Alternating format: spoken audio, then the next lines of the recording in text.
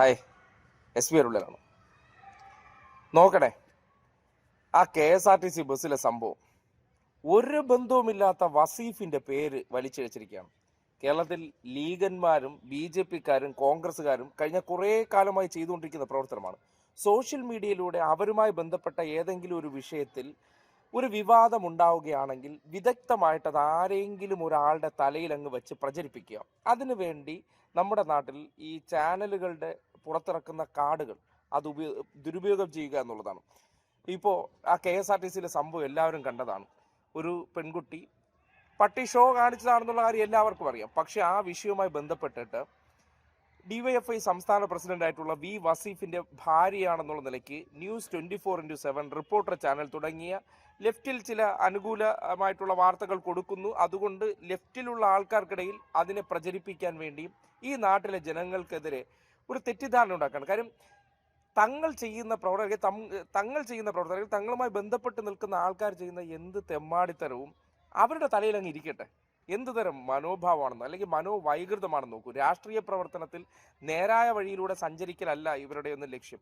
എങ്ങനെയും സമൂഹത്തിന്റെ മുന്നിൽ അത്യാവശ്യം ജനസമ്മതിയുള്ള, ജനപിന്തുണയുള്ള, അല്ലെങ്കിൽ ജനങ്ങളാൽ ശ്രദ്ധിക്കപ്പെട്ട പ്രവർത്തനങ്ങൾ ചെയ്യുന്നവരെ ഇകഴ്ത്താൻ വേണ്ടി വസീഫിന്റെ പേര്, കാര്യം അതൊരു മുസ്ലിം കുട്ടിയാണ്, സ്വാഭാവികമായിട്ടും മറ്റാരുടെയെങ്കിലും പേര് പറഞ്ഞാൽ അത് അങ്ങോട്ട് എറിക്കാതെ വരും. അങ്ങനെയാണ് BJP പ്രൊഫൈലുകളിലും അതോടൊപ്പം തന്നെ ഈ ജമാഅത്ത് ഇസ്ലാമികളുടെ പേജുകളിലും ലീഗിന്റെ പേജുകളിലും കോൺഗ്രസിന്റെ പേജുകളിലും ഇന്നലെ മുതൽ വസീഫിന്റെ പേര് ഇങ്ങനെ വലിച്ചഴിക്കുന്നു. അങ്ങനെ ഒടുവിൽ ആ വിഷയവുമായി ബന്ധപ്പെട്ട അദ്ദേഹത്തിന് മാധ്യമങ്ങൾക്ക് മുന്നിൽ വന്നിട്ട് താനുമായി ബന്ധപ്പെട്ടൊരു സ്ത്രീയല്ല, തന്റെ ഭാര്യയല്ലെന്ന് പറയേണ്ട ഒരു അവസ്ഥ എന്ന് പറഞ്ഞാൽ ഒന്ന് ആലോചിച്ച് നോക്കിയേ.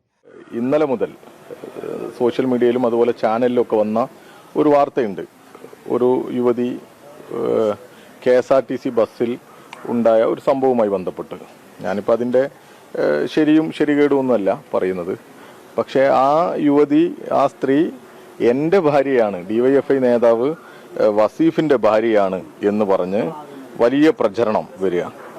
അത് ആദ്യം വന്നത് നിങ്ങളുടെയൊക്കെ ചാനലിൻ്റെ, അതൊന്ന് ന്യൂസ് മലയാളം ചാനലിൻ്റെ, പിന്നെ ഏഷ്യാനെറ്റിൻ്റെ ഒക്കെയുള്ള എംബ്ലം വെച്ച് അവരുടെ വാർത്തയാണ് എന്ന് തോന്നിപ്പിക്കുന്ന തരത്തിൽ പോസ്റ്റർ ക്രിയേറ്റ് ചെയ്ത് പ്രചരിപ്പിക്കായിരുന്നു. തുടക്കത്തിൽ കഴിഞ്ഞ ദിവസമൊക്കെ വന്നു, ഞങ്ങളുടെ കുടുംബങ്ങളിൽ നിന്നൊക്കെ സ്വാഭാവികമായിട്ടും ഇത് അയച്ചു തരുമല്ലോ, ഇത് കാണുന്നവരൊക്കെ അയച്ചു തരും.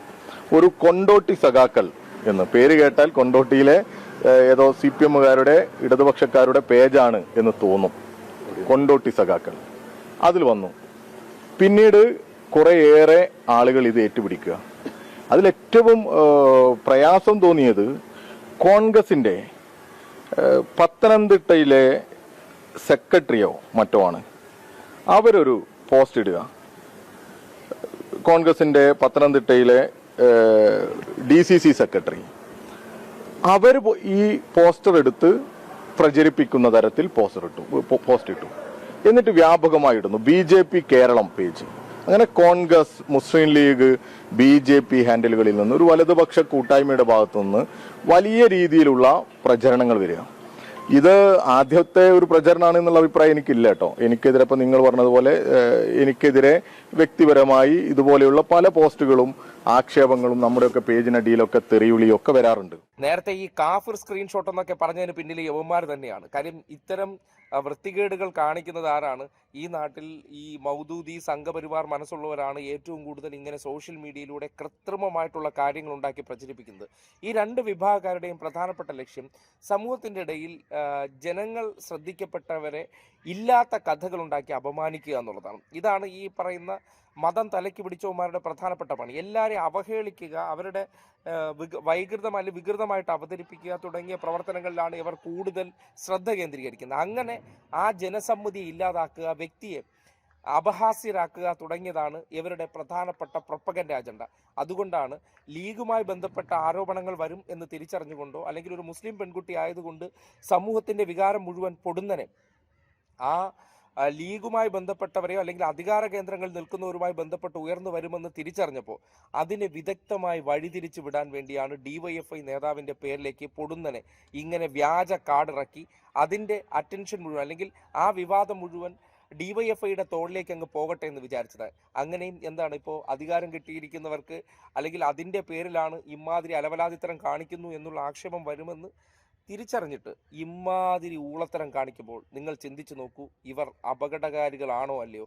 എല്ലാം ചെയ്തതിന് ശേഷം ലക്ഷക്കണക്കിന് ഫേക്ക് ഐഡികൾ ഉണ്ടാക്കി വെച്ച് അതിലൂടെ ഇത്തരം പ്രചരണങ്ങൾ നടത്തുന്നവർ ഈ സമൂഹത്തിന്റെ മുന്നിൽ സ്വയം മതത്തിന്റെ പേരിൽ മാന്യത ചമഞ്ഞ് നടക്കുന്നവരാണ്. എന്നിട്ട് മതം എന്ന് പറയുന്നത് എന്താണ്? ഇവർ പറയുന്നത്, അല്ലെങ്കിൽ ഇവർ അവകാശവാദം ഉന്നയിക്കുന്നത് വിശുദ്ധിയുടെ കാര്യങ്ങളാണ്, സത്യസന്ധമാണെന്നൊക്കെ പറയുകയും, എന്നാൽ അതിൻ്റെ പിന്നിലിരുന്ന് ചെയ്യുന്ന ഇത്തരം നികൃഷ്ടമായിട്ടുള്ള പ്രവർത്തനങ്ങൾ കണ്ടിട്ട് ജനം വിലയിരുത്തേണ്ടതാണ്. അല്ലെങ്കിൽ ഒരു ചെറുപ്പക്കാരന് അയാളുമായി ഒരു ബന്ധവുമില്ല, അയാൾ ഒരു മുസ്ലിം ആയതുകൊണ്ട് അയാളുടെ തോളിലേക്ക് പെട്ടെന്ന് ഇത് തിരിച്ചു വിട്ടാൽ വർക്കാവുമെന്ന് കരുതിക്കൊണ്ടാണ് ഇങ്ങനെ ചില ചാനലുകളുടെ കാർഡുകൾ എടുത്ത് അതിനെ വ്യാജമായിട്ടുള്ള ക്യാപ്ഷനുകളാക്കി മാറ്റി വസീഫിന്റെ തലയിലേക്ക് ഇത് വച്ച് ചാരിയത്. അതിൻ്റെ ഗൂഢ ഉദ്ദേശമെന്ന് പറഞ്ഞാൽ ലീഗ് അധികാരത്തിൽ വന്നപ്പോൾ അതുമായി ബന്ധപ്പെട്ട സ്ത്രീകൾ പോലും അക്രമം കാണിക്കുന്നു എന്ന സമൂഹത്തിന്റെ മുന്നിലെ ആക്ഷേപത്തെ മറികടക്കാൻ വേണ്ടിയാണ് ഡിവൈഎഫ്ഐയുടെ തോളിലേക്ക് ഇത് കൊണ്ടുവന്ന് ചാരിയത് എന്നുള്ളതാണ് യാഥാർത്ഥ്യം.